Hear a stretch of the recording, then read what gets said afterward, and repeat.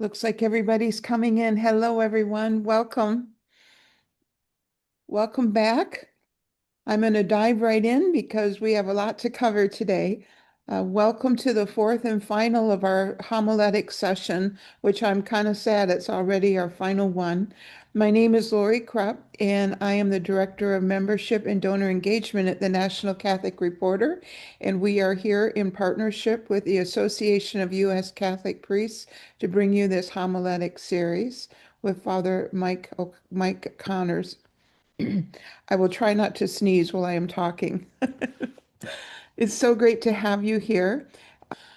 So at this point, I'd like to turn it over to our partner host, Father Steve Newton from the Association of U.S. Catholic Priests. There he is. Hi, Father Steve. Hi, Lori, and thank you very much for working with the association on this series.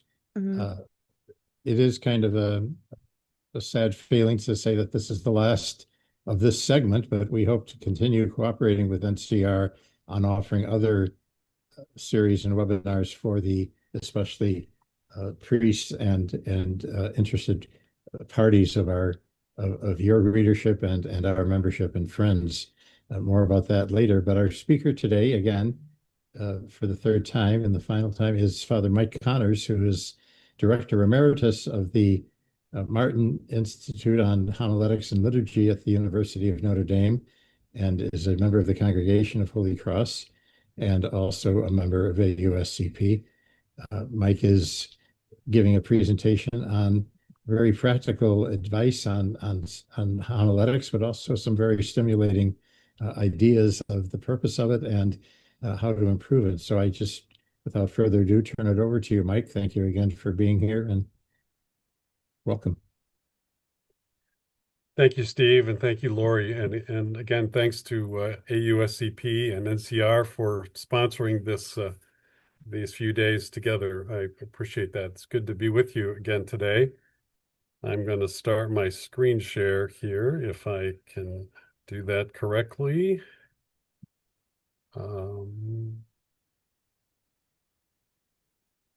Bear with me for a second, please. Okay, Steve and Lori, are we getting the view we want? It is perfect. Okay, great. So again, nice to be with you. Let's pause once again just for a moment of prayer to invite the Lord's presence with us.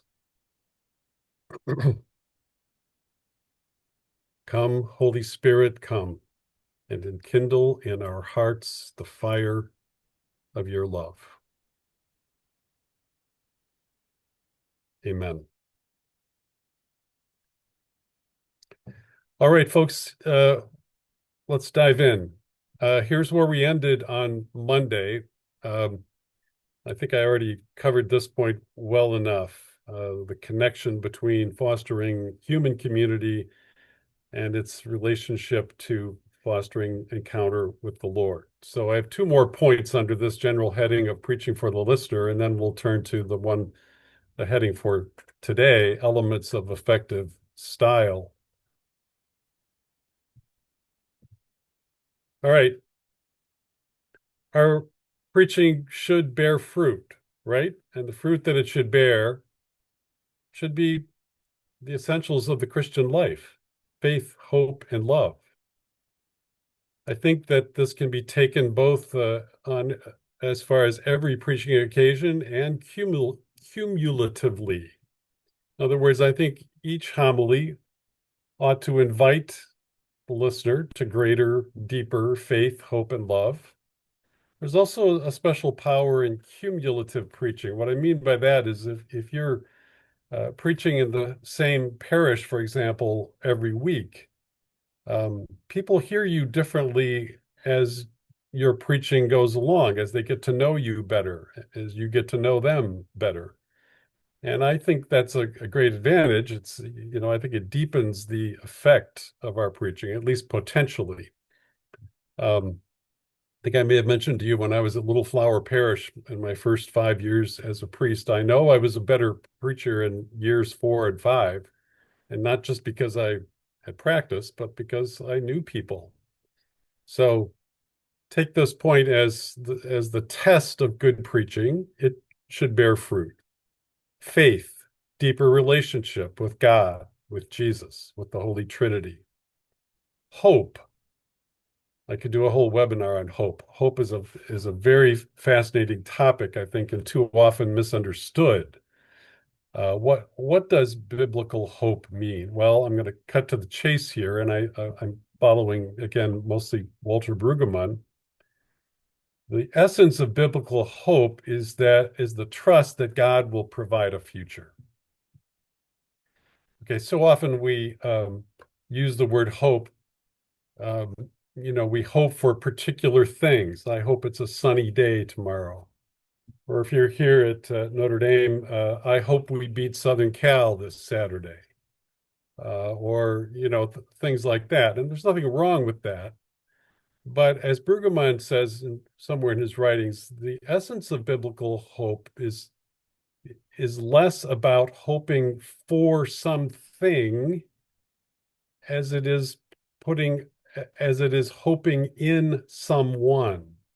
Okay, all of our prayers for particular things are framed in thy kingdom come, thy will be done. And so we're putting our trust in God for the future, a future that we can't see. Okay, I'll leave it there, and love, of course, a heart on fire for God above all, and also overflowing in charity toward others and toward the world. This is the fruit that we're hoping to bear through our preaching. How do we know if it's happening? That's a great question. Sometimes we can sense it from conversations with people. I think this, in a way, goes back to the point I made the other day about getting feedback from the pews, another topic we don't have time to really deal with. But I think there are ways to get valuable feedback from people that would help us to know, are we bearing the fruit that we hope for? Ask people, talk to them in the back of church, maybe put a card in the pew with just a few simple questions saying, what did you hear in today's homily? They drop that into the offertory basket or into a basket in the back of church. There are ways to do this, I think, and I'm convinced that that's really part of the overall project of improving Catholic preaching. Pardon me. I'm going to move on to the last point under this heading. We must preach in a way that animates, calls forth, and focuses the proclamation of the good news by all the baptized. Preaching, liturgical or otherwise, serves the mission of all the baptized to give witness in their daily lives, just as the Second Vatican Council exhorted us. Now, folks, if you ask me, the great unmet challenge of the council is precisely this. The council had a lot to say about urging people to take up their baptism and all that it means and giving witness in the world. So much of the years since Vatican II, at least it seems to me, have been kind of taken up with very churchy issues, and many of those are really important. I'm not saying they're not important, but really the council's focus was very outward directed, getting people to bear witness in the world, the secular world even, through their professions, through their citizenship, etc. I don't think we've moved the needle very far in this. We can all think of some terrific examples that have been stimulated by the council, and that's great. But I think this is something we want to bear in mind every time we preach. I preach so that these folks can bear witness even better in their daily lives. This reminds me of that motto, that is supposedly inscribed on the papal tiara. On the inside of it, it says, Servus servorum Dei, servant of the servants of God. I like to think of those of us who preach and do churchy things as sort of the secondary part of the church. The front line is the people in the world, right? The people that are in our pews, and then going forth to the world to bear witness and and in some way Christify the world. I have to tell you that this particular point makes me lay awake at night sometimes. How well am I doing with this? Am I really doing something that would encourage people to want to really dive into their faith and bring it into the world around us?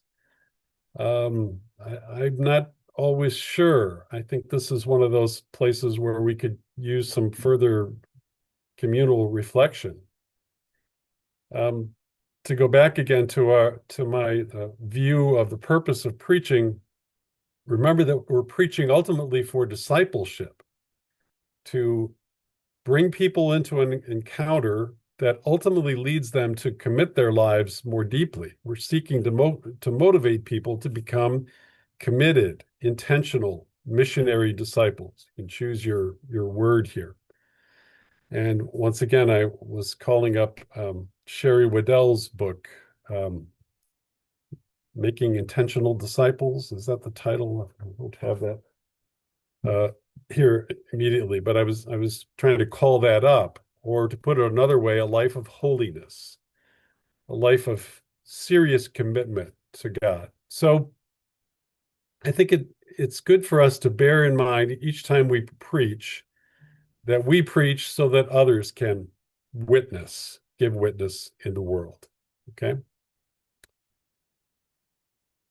All right, I'm going to move on. Here again is my slide of my understanding of the goal of preaching, just to remind you the framework of what we're doing here. We preach for encounter, to bring people into the experience of God. If we can do that, all sorts of good things can happen. The experience of meeting God is the sweetest possible experience that one can have in this life. And if we can play some role in helping people to find their way into that, then I think we've done something magnificent. That's what changes us, transforms us. That's what gives birth spontaneously to gratitude, wonder, awe, love. And it's out of that stance of gratitude toward God, that people then want to respond and give their lives to following Jesus in a more serious way. So once again, just to remind you, this is, excuse me, if this is the goal, our two sessions this week have really been about some initial ideas on how to approach that goal. Okay. All right. Elements of effective style and language. All right. This one I think is very important. Well, I guess I think all these are important, but this one seems to grow in importance for me over the years. Every homily must appeal to all three dimensions of the human person: mind, heart, and will. Now, there are many ways to understand the human person, but this is a classical one, and it comes to us most directly from St. Augustine in his, you might call it a homiletic manual, the De Doctrina Christiana. He says that the purpose of preaching is to teach, to delight, and to persuade or move to action. The persuasion that he's talking about here is not a merely cognitive one, but a persuasion in view of some course of action. Now, where did Augustine get this? Augustine was a rhetorician, right? He taught public speaking. He got it from his mentor, the great figure of Roman or Latin rhetoric, Cicero. And where does Cicero get the framework here? From Aristotle. Mind, the human person is made up of mind, heart, and will.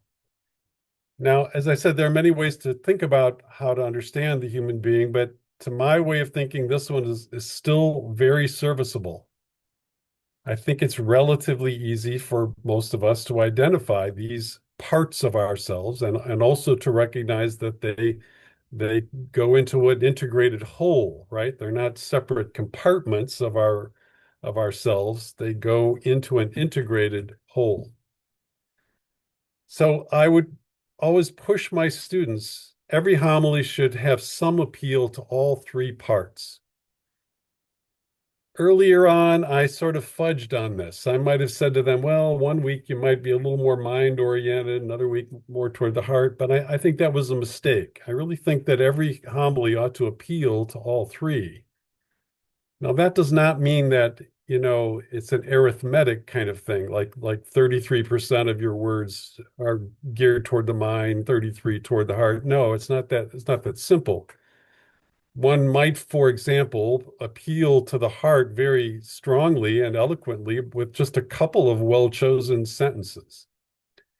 But all three are in play because human beings are made up of all three, and because the conversion that the scriptures and Jesus himself urges on us is holistic.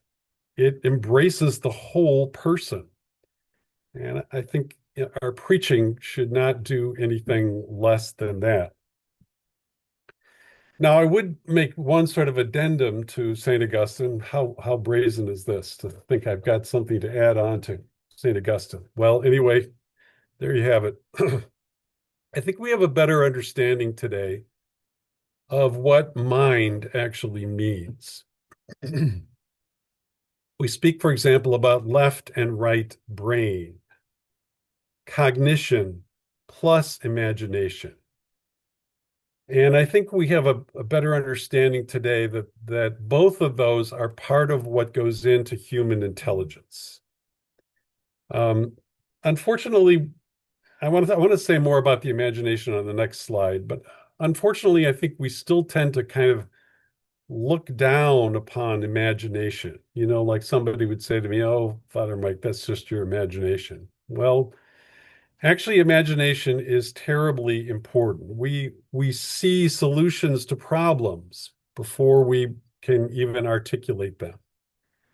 I'll come back to this on the next slide because I think it bears a little more expansion. Mind, in other words, is composed of what we usually think of as mind. I'll call that cognition, very important, but together with the imagination. The imagination plays a crucial role in human intelligence. More in a moment. The heart. What do we mean by the heart? The heart is not simply superficial emotionality. Not to denigrate that in any way, but it's more than just kind of saying, well, I'm down today, or I'm sad today, or I'm happy today. No, the heart is really the seat of the deep affections, the things that actually motivate us over the long term. In preaching, we are inviting people to actually to fall in love, most of all, with love itself, God. And of course, from that, heart overflowing in love, as we might say, in love for others, in love for the world, in service for the world. So the heart is that deep place, and this is the way the scriptures basically use the term. The heart is that deep place where we find what actually motivates us in life. It's hard to imagine actually the motivate. It's hard to imagine actually moving people to do something if their hearts aren't warmed to it. I think the mind is also equally essential, but that brings me to the third of the triad, will, connected to feet, hands, mouth. The biblical sense of faith is that it's not simply propositional truth, but it's something that also allows you to imagine your life and imagine the world differently. It fires your heart and it moves you into action. There's a strong sense, even in the Bible, that you don't really know something until you've actually put your feet into it, put some skin in the game. Knowing itself has a more full-bodied understanding in the Bible. Typically for us, we use the word know in a kind of strictly cognitive way. It's something I learned in school. The biblical sense is more well-rounded than that. So we're looking to uh, fire up, we're looking to attract people in all three dimensions of who they are. Now, a bit more on imagination.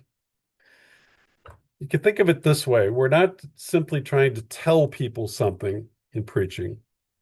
We also want to show them something. And that's where the imagination begins to be engaged.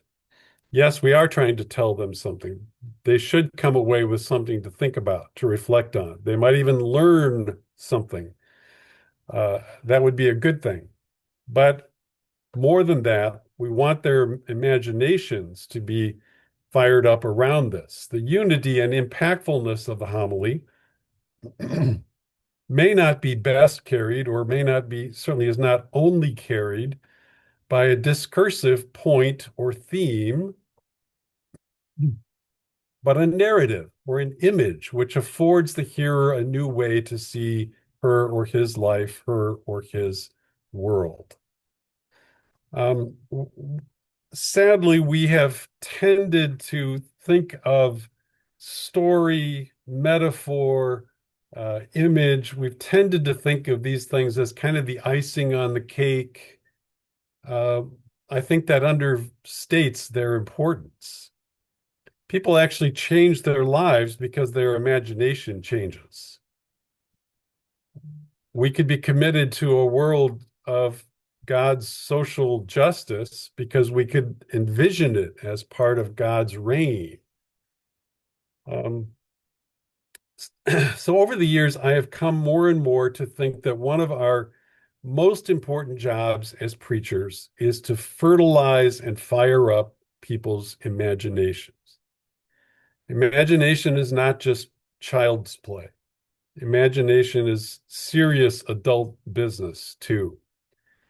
So over the years, I've found myself thinking about this and making more and more of an effort to incorporate a strongly imaginative element.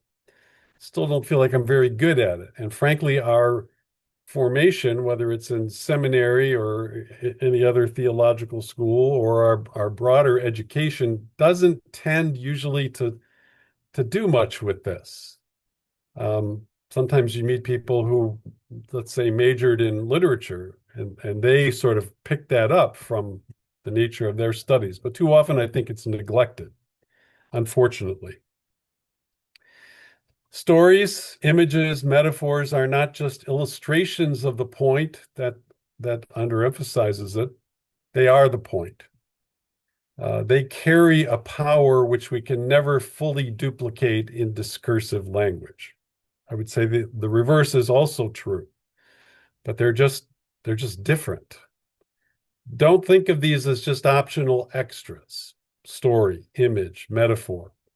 They really are essential to the impact of a homily.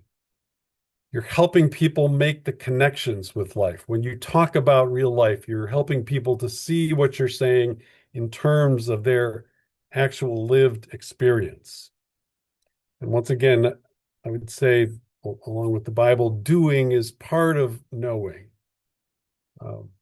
So all that, again, is just to say mind, heart, and will. Remember that mind is both cognition and imagination. You want to appeal to all of those areas every time you get in the pulpit. All right, moving on. Next point. I'm going to skip over some of what's in these two slides, but the basic point is this. To preach for encounter, we need to learn to preach in the language or languages of spirituality. Catholic Christianity is a treasure house of spiritual wisdom. There's much spiritual wisdom as well in Orthodoxy and Protestant Christianity. But if we just, for a moment, limit our view to Catholicism, think about the various schools of spirituality. People talk about the Ignatian school, the Benedictine school.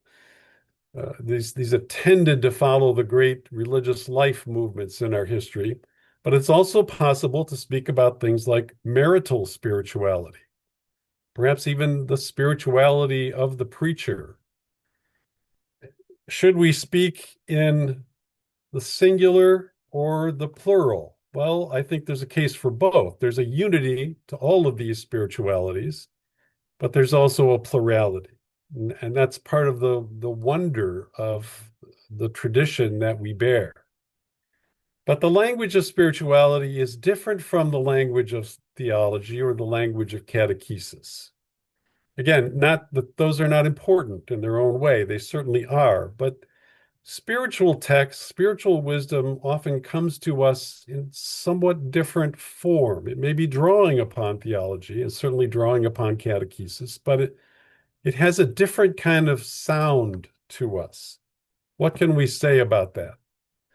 All right, get to that in a second. Remember that if you are invited to preach, if you are anointed with the gift to preach and deputized by the church in some setting to preach, bear in mind that you are one of our spiritual leaders.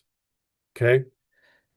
Preaching is a form of spiritual leadership. Again, you're leading people to God. You're the one who should know something about spirituality and how it works in order to perform this task. It's almost impossible to overstate this point. You want to speak of God as a living, acting being, and of a Christ who's risen and walking among us, of a spirit who's with us. I've sometimes heard preaching that seems to only speak about God or Jesus as a historical figure or, a literary figure. Well, I don't think that goes far enough.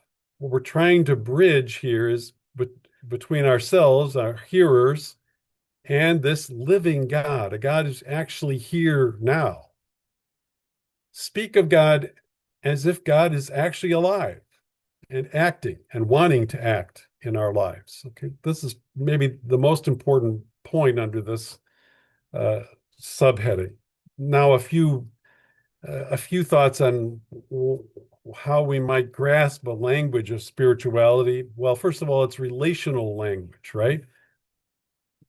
Its most natural usage is with terms like you, I, and we. When you switch to the third person, he, she, they, sounds more distant, more abstract.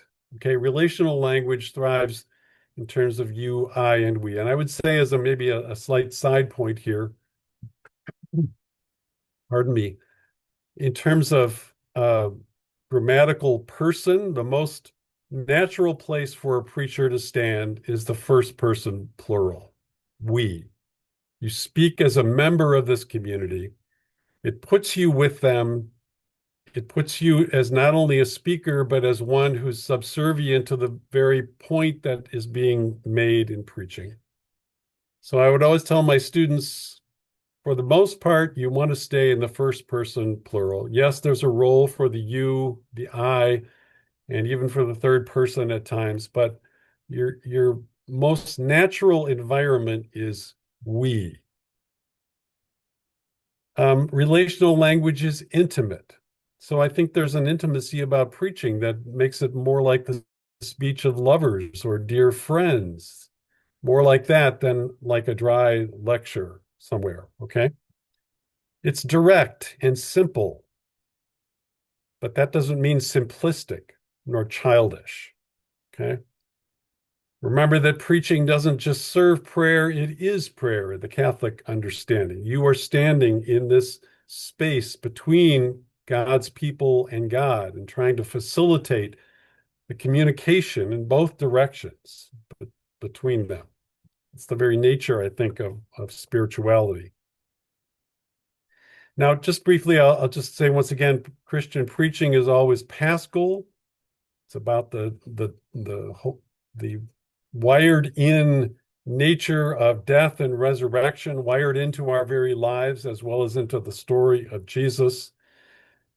Folks, if we tire of preaching the Paschal mystery, then we got nothing else. We can't tire of that. It's that important and that important to people's lives. So, reminder, this is not just one story among many, it's the story. And it's a story that's both extrinsic, if you will, that is, we find it in the story of Christ, but it's also intrinsic in our own experience and in the natural world. Don't fail to preach that, and not just on Good Friday or during the Easter season, but year round. Every liturgy, every Mass tells this story briefly, but always alluding to the death and resurrection of Jesus. Okay. Preaching is also incarnational. Someone said that with the incarnation, it's as if God took a big red pen and underlined the doctrine of creation. And what does that tell us? It is good. Created life, the body, the world are good. When we denigrate these things, we do damage to people's faith. And I've heard a few homilies like this that seem to set us in opposition to our bodies or in domination over the natural world. That's just not helpful. Remember that we live an incarnational kind of faith. Your delivery must embody the message by the logic of the incarnation. I'm going to say more about delivery I believe it's the next point. Another point to bear in mind here in terms of spirituality is that there are both apophatic and cataphatic spiritualities. I don't know how well known these terms are. Apophatic is the way of silence. A centering prayer would be an example of this. It's the way of casting off words, trying to find God by being very, very still. Okay. The cataphatic is the way of words. Now, the preaching is basically a cataphatic activity, right? It depends upon words. However, there are ways we can honor the essential and necessary nature of the apophatic too. Well-chosen pauses, for example, can kind of implicitly send the message, yeah, we need to sit with this point, absorb it, let it sink in. Another important thing we can do is give a good long pause after we conclude our preaching. In the Mass, there are two places where silence is called for. One is right after the homily, and the other is right after communion. And there's wisdom in that. I think people kind of rush on to the next part. Give a little space for silence, and that acknowledges that God works through silence as well. Preach a big God who's both transcendent and immanent. I included this point as a way of saying, paradox is not our enemy, it's our friend in terms of the spiritual life. The only way to get deeply into the spiritual life, I think, is by embracing the paradoxes that our faith has: death and resurrection, divine and human, a God who's both transcendent and immanent. Become as familiar with and comfortable with paradox as you can, because that can produce the fruit of a deeper spirituality. Something is lost when we overemphasize one part of a paradox over another. Last piece of advice on this point. You might begin by mining your own experience. Ask yourself, what language of spirituality worked for you? And the point of that is not to mindlessly imitate, if let's say a prayer from St. Vincent de Paul was important in the formation of your spirituality. The point is not simply to ape what he did, but rather to learn how that language works and find ways in our contemporary idiom that might do for others what was done for you through that prayer. I mean, for me, what comes to mind is Augustine's Confessions, a magnificent autobiographical kind of work, a prayer, really a long prayer. Ask yourself what worked for you and what can I learn from that might help me in my preaching. Okay, two more briefer points. This one is about delivery. The preacher has to convey personal authenticity, investment, and urgency. Folks, this can't be faked. The people of God have long noses for inauthenticity, insincerity. Um, you can't sort of just make this up. You've either got it or you don't. If they suspect that you're not real with the point you're making, they're going to turn you out, turn you off. In fact, I think as a good rule of thumb, people are going to give you 2 minutes to show them that you've got something to say and something worthwhile for them to hear. Make the most of it.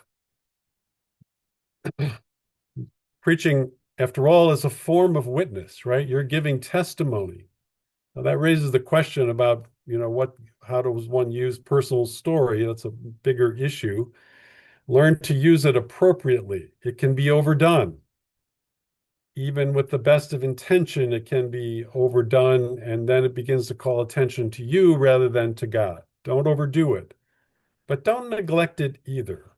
I've heard preaching that seemed so impersonal that it didn't have that sort of conversational, grab you by the lapel sort of sense. It should be personal in appropriate ways. And make it clear that you're preaching to yourself too. We're all standing under the word. I have sometimes heard it said that, well, you can't give in preaching what you don't have. To which I would say, to be a preacher is ipso facto to be a hypocrite. Okay, I'm not saying I'm at home or comfortable with that. Preaching should call me out on being a hypocrite. But if I'm not preaching something that doesn't challenge me too, then it's probably not worth preaching at all. You're preaching to yourself as well as to the folks. And that, again, is why our natural place in this equation is we, with the people. We're all standing under this word. No need to be specially embarrassed about it. Okay, of course, our hypocrisy should always embarrass us. But to be a preacher is to take that role on yourself. If you want to arouse investment and metanoia, embody the good news in your delivery. Oh, yes, and in your life too. Okay. Embody the good news in your delivery. Pope Francis, I think I quoted him the other day. God enjoys talking with God's people, and the preacher should give evidence of that, of enjoying this process of meeting God. Okay, tons more could be said about delivery. It can be picked apart. We could talk about individual elements. I'm just going to leave it here, though. You've got to convey some kind of personal authenticity and urgency in your preaching if you want it to have impact. Last point. This one is way too big for us to do more than skim the surface on, but it's way too important not to at least mention here. When you listen to good preaching, it has what I would call a quasi-narrative quality. You get the sense, like you do from listening to a good story, that you're being led on a journey of discovery. This goes to the question of homiletic form or structure, okay? Your job is to construct a thread for the hearer to follow, a thread with movement and dynamism. You're taking your hearer on a journey of discovery. Now, there's tons that could be said about homiletic form. It would make for a whole course or certainly another long webinar. But here's the most important advice that I would always give my students. Have one. Have an intentionally chosen form or structure. I'm not saying that all forms are created equal, and there are dozens and dozens of homiletic structures that our tradition supports. Okay, so there's no one right choice here. But the basic difference is between having a path for your hearer to follow and having chaos. Okay, I think we have a lot of chaotic preaching. Tom Long calls this pearls, but no string. People throw out a lot of good things, but you can't sort of follow the connections. Have a plan for your preaching. knit things together in some way that goes very far in terms of aiding memory and impact for people. A thread for your hearer to follow. Keep it simple, okay? Um, I would tell my students that for an 8 to 10 minute homily, you probably want to think in terms of no more than 3 or 4 major moves, major pieces. Keep it relatively simple so that people can follow it. Now, I don't want to, I can't get too far into this, but I want to just say a quick word about the pieces that typically go into a homily: introductions, transitions, and conclusions. People often seem to spend a lot of angst on the introduction. Um, I would rather urge you to, first of all, be very intentional about transitions. Transitions are sleepers, but they're essential for people to follow you. Pay attention to how you're knitting things together. A transition will tell someone, hey, it's important to grab what you just heard and bring it into the next part. They're related in some way, and it tells them, at least initially, how they're related. Be very intentional about transitions. And lastly, you know, this is a hard one to actually sort of end on. This is where I'm going to end. But if you ask me, the most important part of a homily is the conclusion. Okay. And I think it's the most difficult. This is the line or the couple of lines that you're going to send people forth. First, if it's liturgical preaching, first to the Eucharistic table, and then out the door into the world. Make it count. Make it something that's memorable or sticky. At the same time, I would say don't make it too tidy. It should be something just open-ended enough that that Smith family, as they pile into the minivan, wants to converse about it.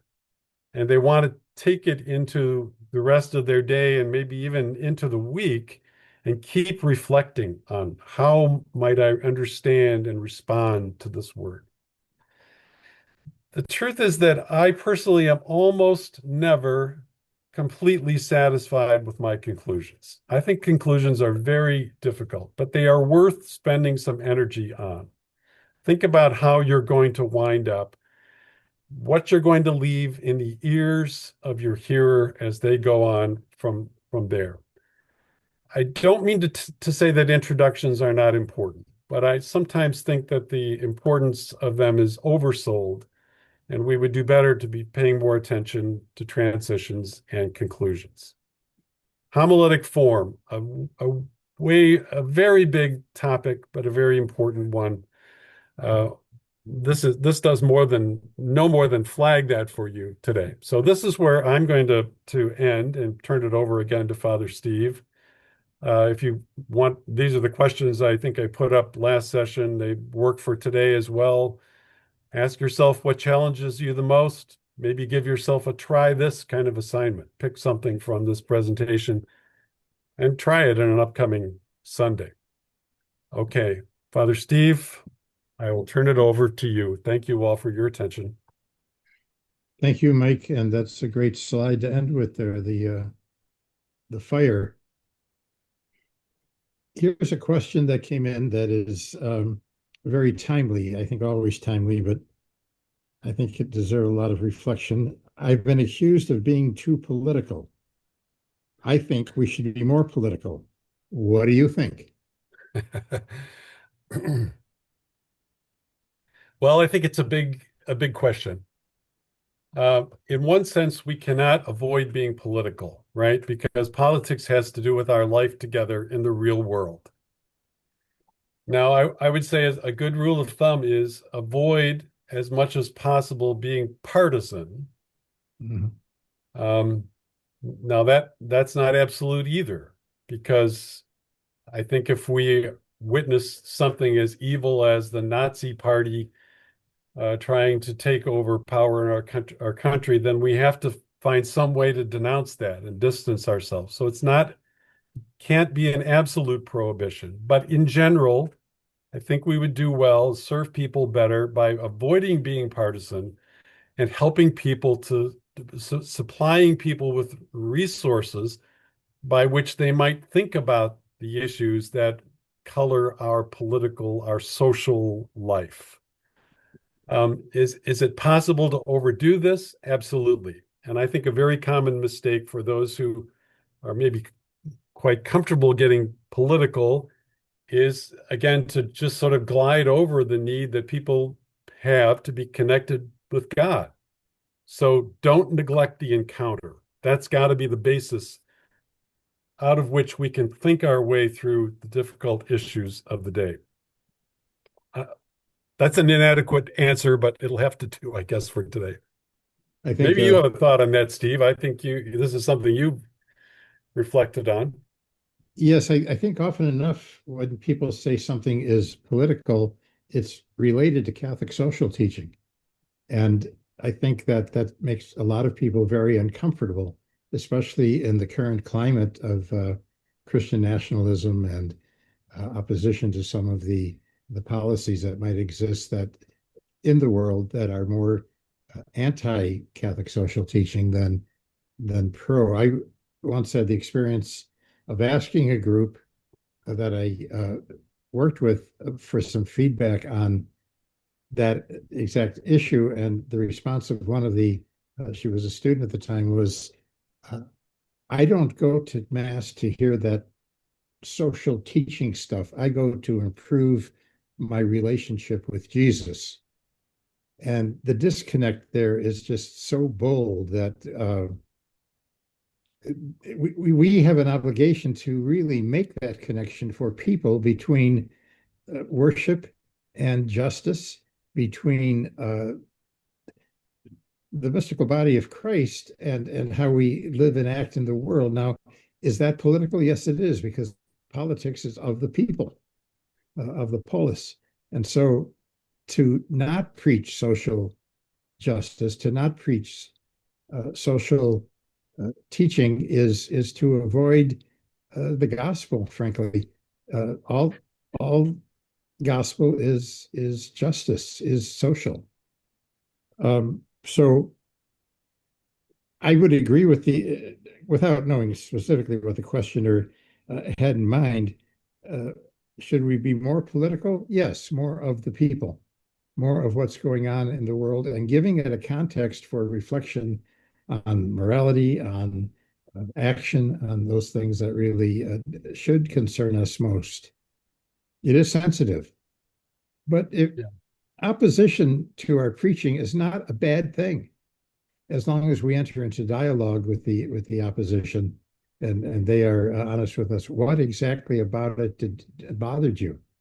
What would you have said instead to further the point that was being made in the homily might be asked of the person who complains. In the Yeah, age of go ahead. go ahead, Steve.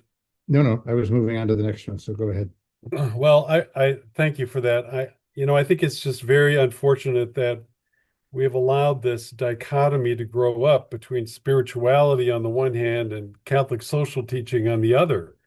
They're not opposed. In fact, they're allies.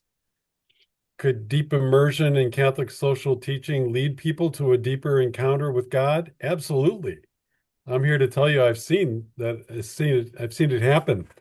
So we've got to find some way to close this sort of false opposition of these things. So Yes, absolutely. Here's a totally different topic. In the age of the internet, how do you hold attention when people who have been trained to have a short attention span are your congregation? yeah. Yeah, another good question. This is one of the hot topics, I would say, in recent years in the whole homiletics community. There's a consensus that people's attention spans are getting shorter.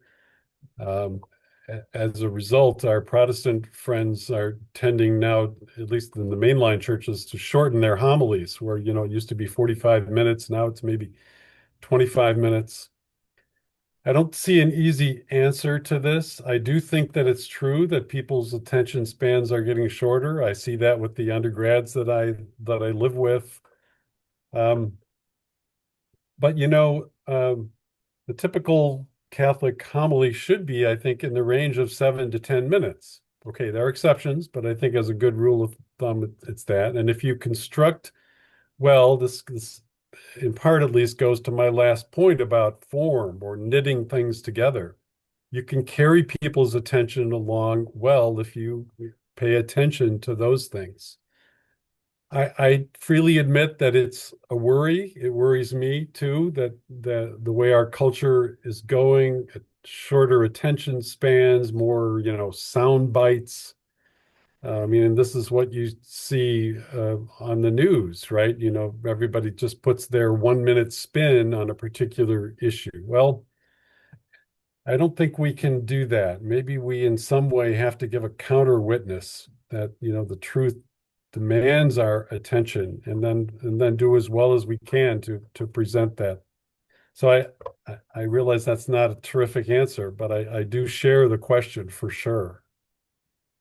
Yeah, there has to be certainly a grabber, if you will. I remember starting a homily once by saying, I don't believe in God the way many people do. It kind of that, and then going on and explaining that image uh, probably hit the brain of many of the listeners. Now, if I had stopped there, that would have been a problem.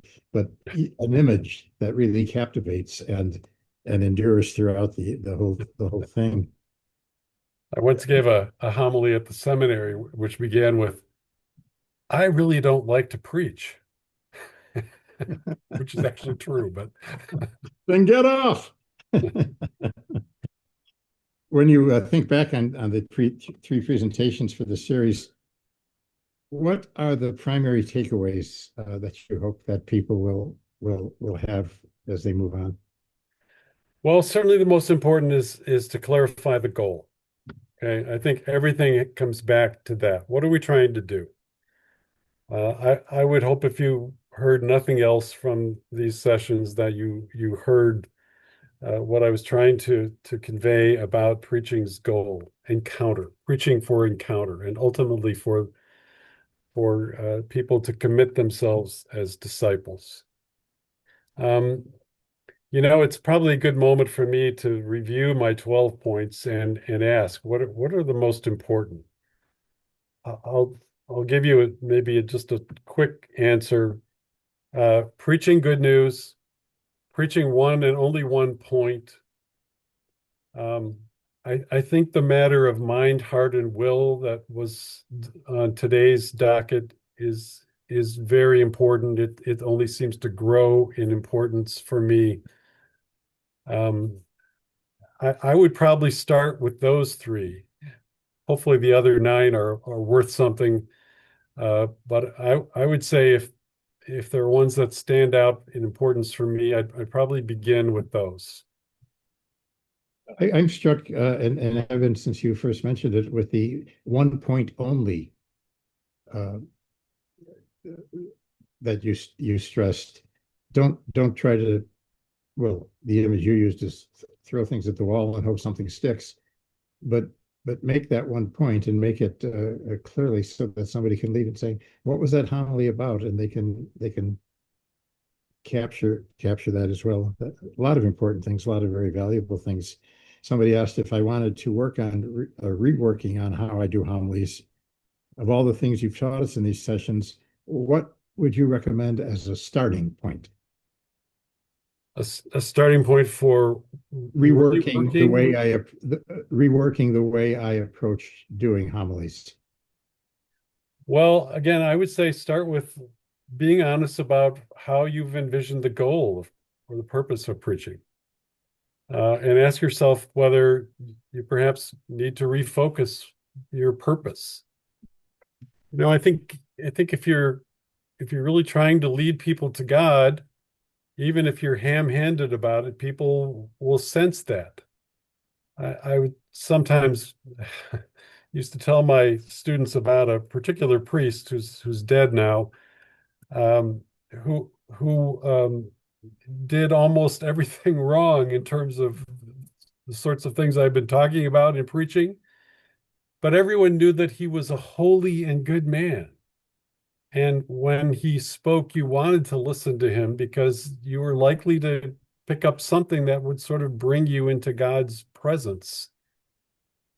I'm not making excuses for his other mistakes, but I loved the guy because he was just obviously a holy and good person. So, I would say again, start with that. Be honest with yourself.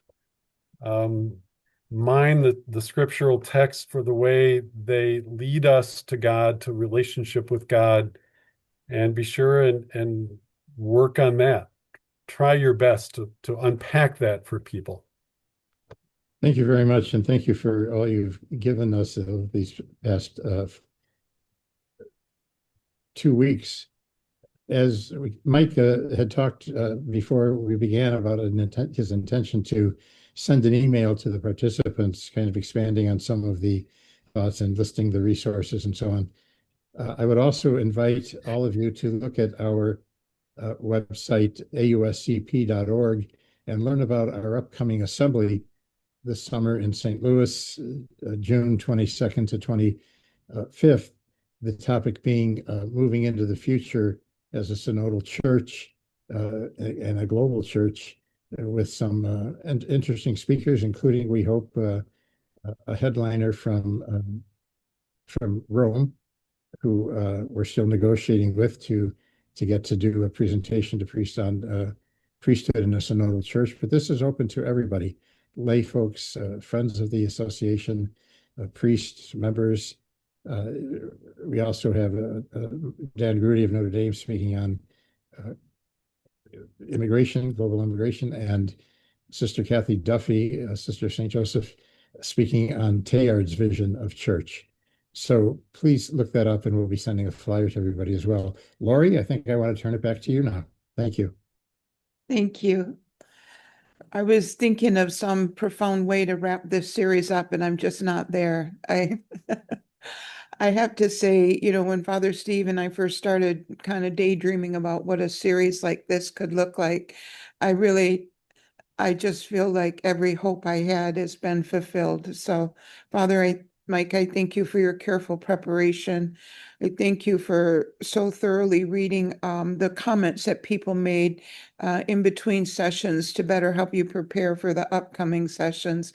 We're very, very grateful. Thank you to you for all you've done for us. We're very grateful.